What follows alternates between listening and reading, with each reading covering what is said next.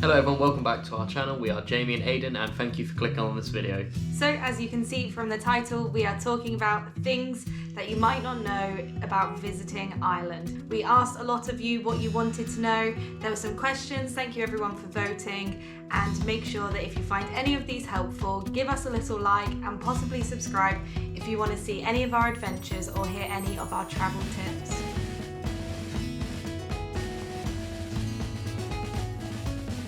So we are filming this from back in England, which is where we are living. We are only going to be here for a little bit though. There are some adventures coming in the near future. But we need to talk about what we're actually doing today, and it's things that you need to know about Ireland. Aidan's been there Many times. Yeah. So part of my family are Irish, so I used to go at least once a year to go and see my friends and family there. And I have been, I think it's 3 times now.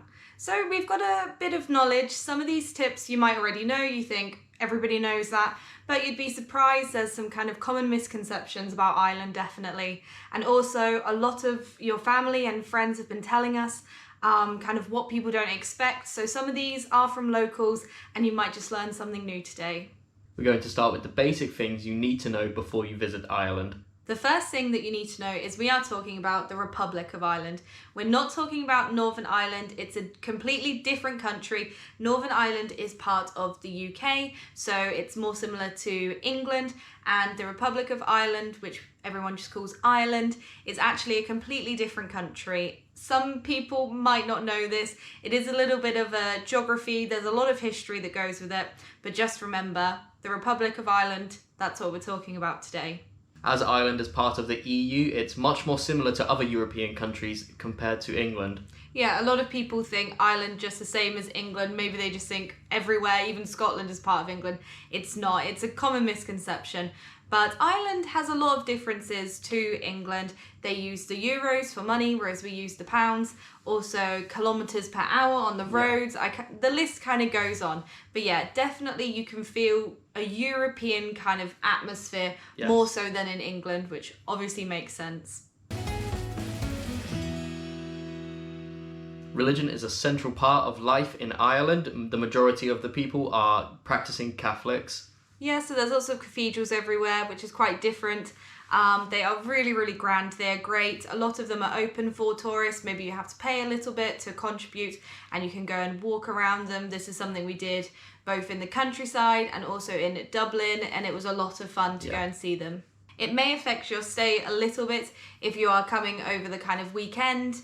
Because of the majority of Catholics in Ireland, they do have the same kind of rules as we do in England. On a Sunday, shops close early if they open at all, usually around 4 p.m. Some will stay open later. But yeah, so if you're kind of planning to come over the weekend, just remember Sundays, they're a bit quieter, aren't they? Definitely. And the shops do close too. Now we're going to be talking about some travel tips and getting around Ireland. Which is surprisingly quite easy. It is a small country and it's quite well connected, which is good for anyone that is coming to visit. So the main way that people will be getting into Ireland if you are visiting from a different country is a flight. Maybe you are getting a flight that comes to England, London, and then over to Ireland, or like us, we just flew straight from Luton into Ireland. And there are many kind of airports depending on where you're starting your trip. Most of the flights into Ireland are with budget airlines, so you have to be careful with your packing allowances and stuff like that. Yeah, definitely. Budget airlines, we've flown most times with Ryanair, to be honest, and they're going to charge you for anything extra. When you pay for your ticket, bear in mind that that does not include any baggage. The only thing that we were allowed to take for free was a small backpack. Luckily, we could fit everything in. We are quite good and organised when it comes to packing, and a lot of you have been asking for a packing video, so we are working on it. Make sure you're subscribed and turn on the notifications if you do want to see that. It will be coming out soon. But overall, when it comes to packing, the less is better. So if you have already flown into the country and you want to travel maybe outside to a different city than the one you are in, it's very easy to get buses all around the country. It's very well connected. We got a bus from Dublin down to County Waterford, which is where my family live. We booked it all online and we didn't have to print any tickets off or anything like that, and it was very easy to do. Yeah, and they were cheap, they were affordable, and the buses were great. They were all on time. and you don't actually have to book everything online. You can just turn up too. We saw a lot of people doing that, paying with contactless as well. So yeah, it's super easy to get the bus. It's going to take you kind of in and out of cities, and they go to rural places too. So just have a look online, look for the bus that you want. There's loads and loads of information, loads of different websites, and yeah, it's quite easy to get the bus. Another option for you is to rent a car. This is maybe something you do not need to do if you're only staying in the cities, but we would highly recommend it at the same time if you want to go around the countryside, because there are some beautiful places you can drive around in Ireland. And see a bit more kind of what's going on outside of those kind of tourism areas. There's one very famous part of the country called the Ring of Kerry, which is just a car drive around the countryside of Ireland, and it's supposed to be absolutely beautiful. We were planning on going in this trip, but unfortunately it rained too much, so we weren't able to go, so maybe next time. So we've spoken about kind of what you need to know, the basic information. We've also spoken about how to get around. Now we're going to talk about what not to miss when you are in Ireland. This is the part that I really like talking about because it's everything that we enjoyed doing. So most people are likely to be visiting Dublin as it is the capital city. It's a very cool European city. There's lots of great old architecture and lots of history. The buildings are really beautiful. And like we said earlier, cathedrals. And these buildings that, I mean, there was a McDonald's and it was just beautiful. So yeah, the architecture, we really enjoyed that. And there's so much to do there, honestly, kind of every corner. If you're in the main kind of tourist area, there's gonna be a lot to do and keep you busy. Our favourite parts of Dublin were the Guinness Storehouse factory,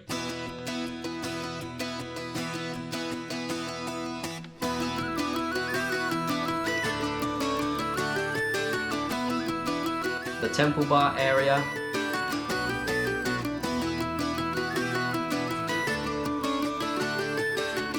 and all of the many parks that are in the city.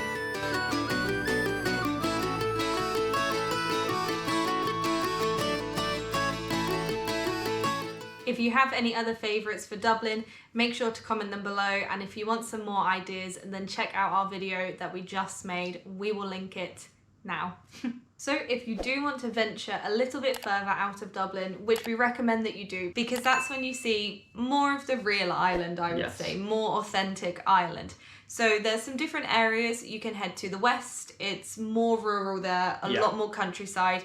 There's kind of smaller towns, but the coastline is amazing. You also have the south of Ireland, which is where my family are from, so it's an area that I know very well. There are lots of castles, lots of history, you have so much stuff to do outside, you have cycling, you have walks, waterfalls, mountains, everything like that. Yeah, the list goes on. We really love this part of Ireland, and it is the place that we spent the most time in.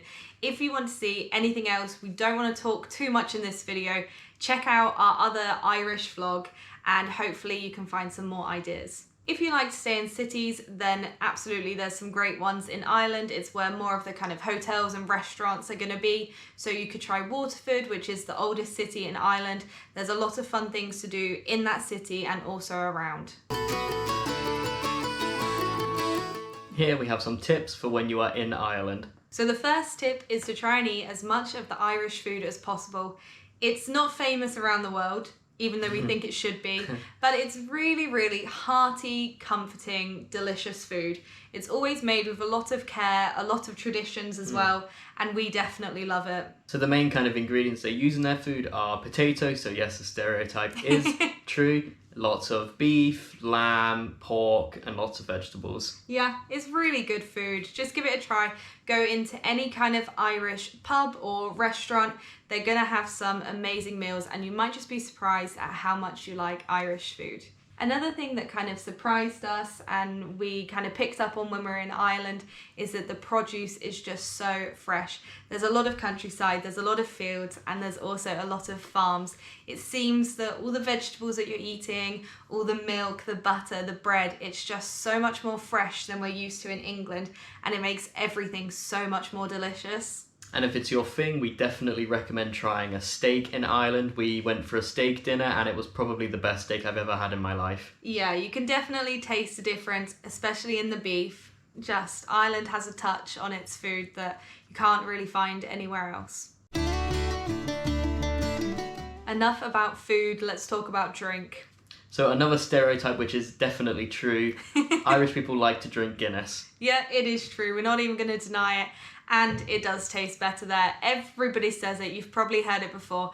But genuinely, there's a difference in the taste of Guinness in Ireland versus Guinness anywhere else in the world. So Guinness is a dark stout. It's probably something you have seen before but maybe haven't tasted before. We will give you a warning that it is definitely an acquired taste. It is very bitter.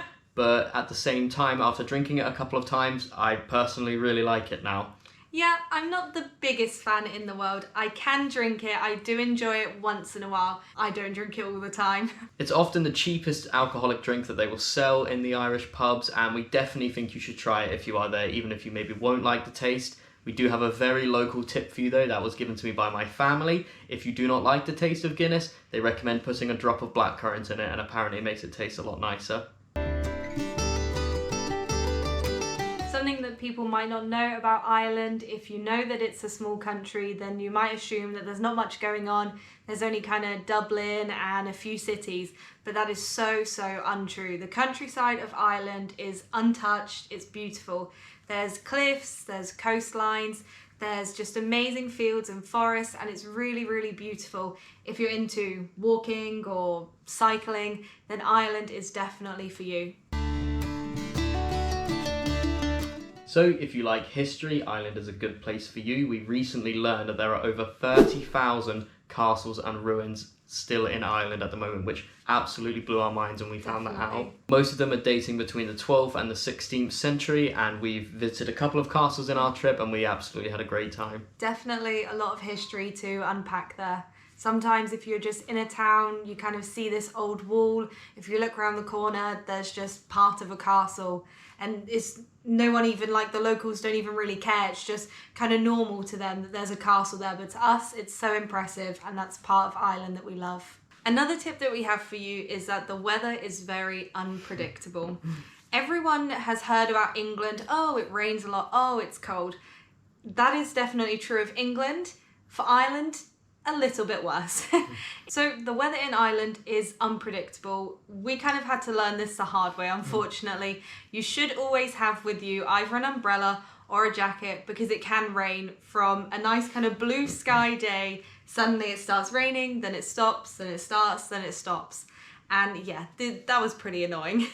It actually gets darker later in Ireland than it does in England, which is very good. You get about an extra hour of daylight every day. Yeah, which is nice. It's not so dark. In England in the winter, it can get very dark and you kind of feel a bit gloomy. So in Ireland, it's nice. It's kind of bright for later. The Irish summertime is really lovely. Don't count off travelling to Ireland if it is autumn or winter. You can still have some days rain-free with great weather. It just depends. It's temperamental. If you have any other tips or tricks, please leave a comment below to help any other people that may be watching this video who may be going to Ireland. And if you enjoyed it or found it helpful at all, please give it a like. I know we always ask, we really would appreciate your support.